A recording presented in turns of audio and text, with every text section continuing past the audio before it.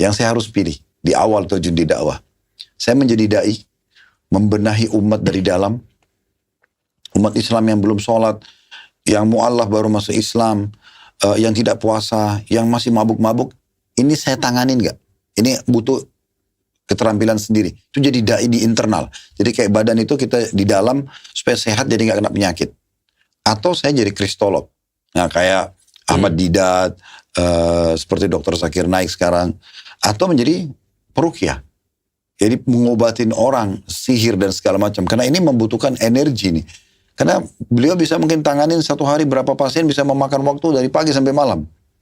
Sebagaimana saya juga kalau nyusun materi dakwah, saya harus dari pagi sampai malam mungkin. Mungkin juga sama kristolog, dia akan sibuk membaca perbedaan agama dan seterusnya. Maka saya mengambil keputusan, saya ambil yang pertama. Gitu. Tapi tetap saya punya pengetahuan di sini dan di sini. Gitu. Satu waktu dibutuhkan mungkin saya bisa gunakan. Tapi kalau ini, maka saya fokus. Gitu. Sehingga kita berbagi tugas. Nah makanya saya bilang ini bukan berarti masalah sihir ini mendominasi semua. Sehingga tidak ada lagi orang yang tidak kena sihir. Enggak, mungkin kayak Dr. Richard belum tentu kena sihir. Saya mungkin belum kena. Tapi ada juga orang yang kena. Nah penanganannya kita yakini itu ada. Penanganannya adalah dengan masalah ruqyah syariah.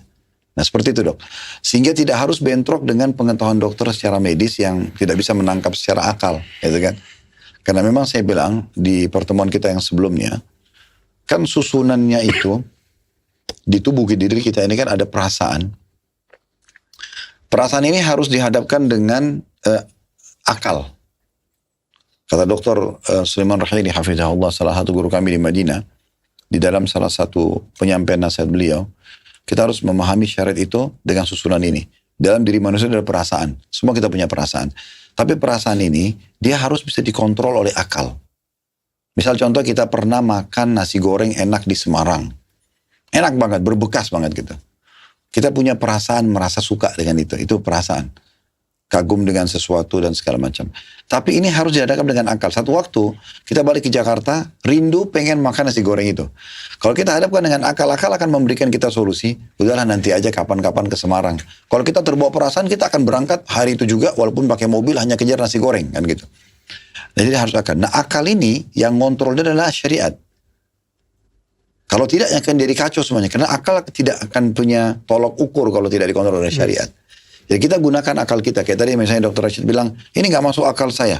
Nah, kita harus kembalikan kepada syariat. Allah mengatakan, faruddu ilallahi wa rasul. Kembalikan kepada Allah dan Rasulnya. Nah, kalau dalam syariat memang ada gambaran tentang sihir. Dan ada upaya syaitan yang kemungkinan bisa di luar daripada akal manusia kita. Maka kita yakini. Tapi bukan berarti kita bukan menolaknya, kita juga bukan